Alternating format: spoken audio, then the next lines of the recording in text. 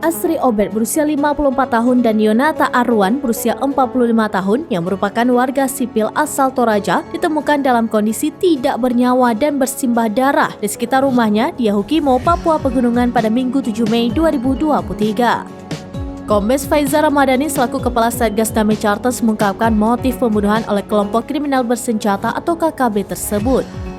Ia menyebut pembunuhan tersebut dilakukan KKB Papua untuk menunjukkan eksistensinya. Faiza melalui keterangan tertulis yang diterima wartawan pada Selasa 9 Mei 2023 mengatakan mereka ingin membentuk kodab sendiri dan ingin diakui sebagai kodab ke-37 Yahukimo Korowai.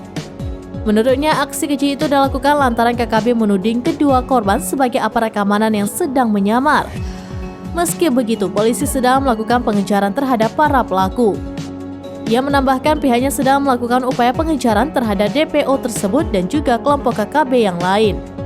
Sebelumnya diberitakan Polres Yahukimo dan Satgas Operasi Damai Charters beberapa waktu lalu berhasil gerebek sebuah rumah yang diduga tempat persembunyian KKB di Kabupaten Yahukimo.